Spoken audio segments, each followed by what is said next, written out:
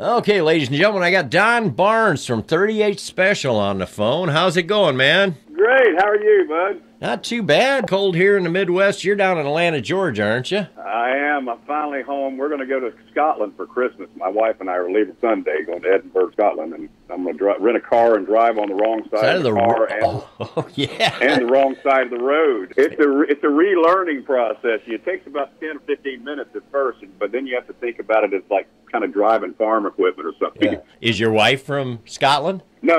She's from Pittsburgh originally. Met her in the airport. Can you believe that? Of all things, how random was that? I've heard a lot weirder ones, believe me. Yeah. Neither one of us lived in that city. She was passing through, and my plane was grounded from weather and all that, and I was sitting there. You know, I was so tired after 2 weeks on the road just trying to get to the bed and get some sleep, and the seat next to me was empty. A beautiful woman came up and said, "Excuse me, is this seat taken?" And so we hit it off for about an hour. She had to take a flight, and I had to go to a hotel room. I was grounded there. Yeah. You guys are just out touring. You're not going to stop, are you guys? We're going to do it till the wheels fall off.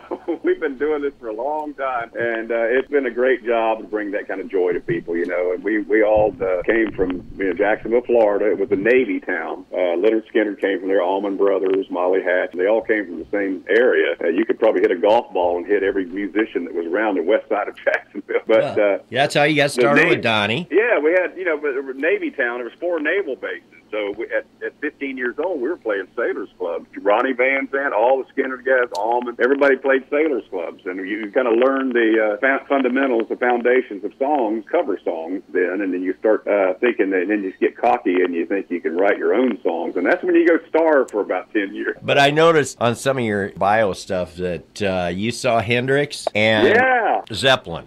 I did, yeah. Dollars to see Led Zeppelin. How about that? It's kind of weird that our influences are the same. Yeah, it's funny, because we see kids out there at our shows, and it reminds us of us. We were those 14-year-olds high-fiving each other waiting for the favorite song. So, I've had some kids come up and say they've got a little band, they want to get a record deal. And I said, buddy, if you absolutely have to do it, but try to find some more stability in your life. Yeah, well, I tell you, it's a big commitment. I mean, a huge commitment. You sacrifice birthdays and anniversaries and everything. But you got to be about 5 steps ahead of yourself and reherse all the time. So, and you guys play, 100 days a year? Yeah, 100 cities. So, there's the 100 cities of travel, so that's 200 days right there. So trying to, or actually 300 days because you got to go home after the show. Oh yeah, so that's about 250 days. And managers aren't real good for aligning things either. That's like, you can play in Oklahoma tonight and Atlanta tomorrow night. It's the old dartboard tour. The darts at the map there. Now you guys are going on. It's not the Southern Cruise. You guys have played that before, haven't you? Yeah, we've done a lot of those cruises. Yeah, this is the Rock Legends cruise in February. But yeah, we did the Southern Rock. They did all these ones. Had Alice Cooper on there. It's strange to have Alice Cooper on a boat. You got to be careful about that. Yeah. Oh yeah. He's got his boa constrictor with him. Oh man, that whole character is something that's manufactured. Even like ZZ Top, that how all those guys. When you talk to them in regular, they're just talking nice, normal, and everything. So played with everybody over the years. Everybody. Oh yeah. Bon Jovi, AC/DC, ZZ Top, Eagles, everybody. So we made friends with a lot of people. You guys you've sold 20 million albums. I could sit here and read off the hits, and it would add another 15 minutes to the interview. I do a show on Friday night called South of Mason-Dixon. It's all Southern rock. And I've heard of that. Yeah. Well, thanks, man. Online. Yeah, and you guys are a staple on there. You've got to play the Jacksonville area. If you don't, I have streamers down there that call in and going, hey, you're not showing any love to the Jacksonville area tonight. So you guys are standard on there. I appreciate it. Yeah, the thing about it is people don't realize to get to that stage where you found a sound that has an identifiable thing that's good at radio. There were 3 albums that failed miserably. This is years of recording. Yeah. So it's like, if people think Hold On Lucy came off the Wild Eyed Southern Boys, that was our first album. That was our 4th album. Yeah. And, Rockin' Into the Night it kind of opened the doors at radio slightly. It was kind of a regional hit around the country, but we backed it up with Hold On Lucy, the next thing, and that just blew the doors open. Yes. And everybody said, oh, we like this sound. What else you got? And we kept thinking, we finally hit on something that works. Well, if you like that, we've got all these over here. So, oh, yeah. The industry, they don't wish you well. It's not something that everybody's championing your project. They're waiting for their chance. They want to steamroll over you. You're only as good as the last hit that you had. So we were always trying to back it up and better the one before. And that takes a lot of dedication and being painfully honest with each other and trying to get the A songs instead of the B songs, you know what I mean? So yeah. you try to put the best stuff out there. And then we were lucky to be with A&M, who they had a film division, and we got in some movies, Teacher, and Back to Paradise, and Revenge of the Nerds movie, and all that stuff. Oh, that's right, you were in that. But now you dropped out in '87. You're going to do your own thing, and you recorded a great album, Ride the Storm, which. Yeah. If I were to play that on the air, people would be going, what 38 Special album is that on? Because Ride the Storm, I mean, it's signature, which carries that you had a lot of the influence in the band. Yeah, I tried to take more of a British approach. I wrote a lot of the songs with Martin Briley. He was a British artist that he had a own hit of his own, work with Salt in My Tears. But yeah. He is very, very good producer, good songwriter, just overall elements and things. And I tried, as hard as I tried to make it not sound like a 38 Special record, it still sounded like it because of my guitar and my voice. Yeah, I mean, the guitar work on Ride the Storm starts out, and you're like, oh, that's a good hook. And then as soon as you start singing, that's 38 Special right there. And and the worst thing about it was already, I was able to, A&M let me pick anybody I wanted to play with in the world. And I picked Mike Ficarro, Jeff Ficarro from Toto. They're just killer engine room, bass and drum section. Sadly, they didn't live to see this release, but, I had Dan Huff, was a titan in the industry. He's been a big producer for years now. Keith Urban and Rascal Flatts, but he was a session guitarist back then. And we had just had a great time slamming those songs out. Everybody was really excited about it. And right as it was finished and mastered, ready to go, A&M Records got sold Polygram for like $1 billion. So everybody's project that year, everything was shelved, and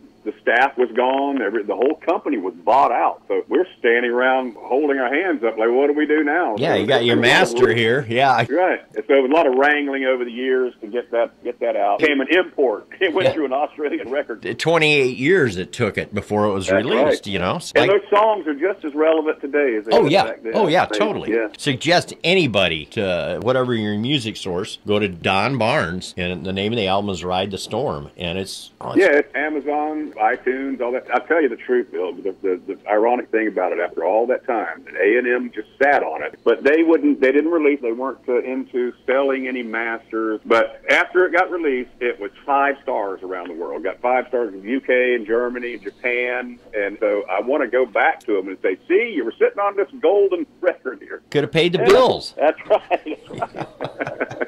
But now, throughout the 38 Special years, there's been quite a roster that no matter what, you guys didn't go, we're quitting. One of the guys gets hurt or something, like you left for a while. Somebody always filled in and kept it right on going. So you're basically the only original member left, but you left for 10 years and now you're back at the helm. No, I actually left for 4.5 years. I kind of got burned out. When you're trying to be 5 steps ahead of yourself, you're contractually obligated to have things out within 6 months, and you don't have any idea of a single note that's going on it. And you have to find inspiration and songs. I mean, I could tell people where these titles came from, but just the songwriters have to have their antenna up. You know how it is. And I was dating a girl at one time, and I was right at that period. We just got off at 9 months, just burned out. And I said, I can't get any work done. I'm just all so caught up in you all the time. And it was just like a light bulb went on in my head. So that's a pretty positive title, a good thing to write a song around, happiness, positive, major chords, and that kind of thing.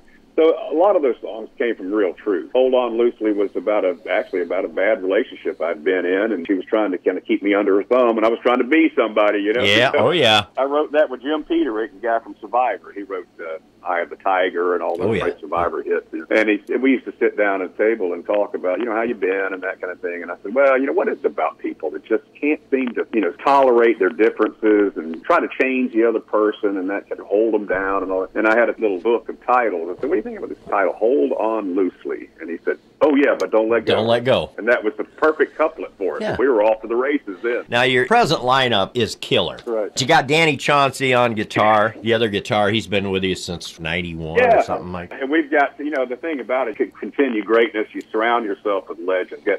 We've got Barry Dunaway, who's an excellent bassist from Florida. He'd played with a lot of groups. Yngwie Malmsteen, he went around the world with him. A lot of other groups, but Gary Moffitt is a great drummer. Just the Madman, yes. Yeah, he was like the best drummer in Florida, and he was kind of hitting the ceiling. You know, he couldn't do any more than that, and we called him up to the big leagues. So he's out there impressing people every night. We've got a good group. Donnie Van Zant had to retire. He had inner ear nerve damage, and it was up to 40 years. So the Mayo Clinic Riot Act said if you continue doing what you're doing, you're going to be absolutely stone deaf. But he's doing great. I just talked to him the other day. He's doing fine. Well, that's good, man. Got to bum him out, though, not to be, working and stuff like that. I mean, that was his passion.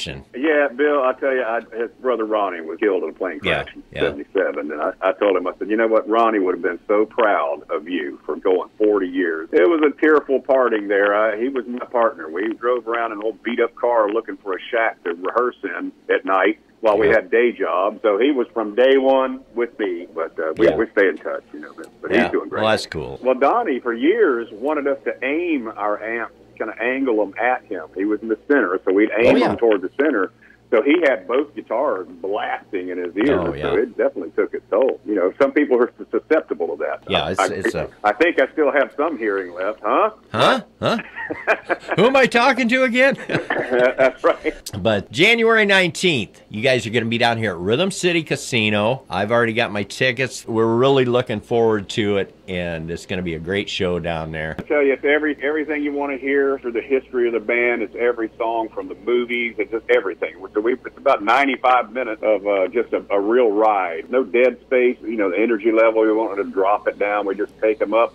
Start off with, well, I don't want to tell you because it's a big surprise. So you'll see it. Yeah. But everybody make it out, though. We're going to have a large time. And it's 100% sounds like the record was clean and loud, but it's not no distortion kind of thing. It's really just like the album. Yeah, we've always taken painstaking chances to do that sort of thing, make it a really enjoyable thing. And we see all the age groups, everybody's high-fiving, singing along, and it's a great job, like I said, to bring that kind of joy to people. Well, I want to thank you for calling in, Don. My pleasure, Bill. We will see you over there January 19th at the Rhythm City Casino in Davenport, Iowa.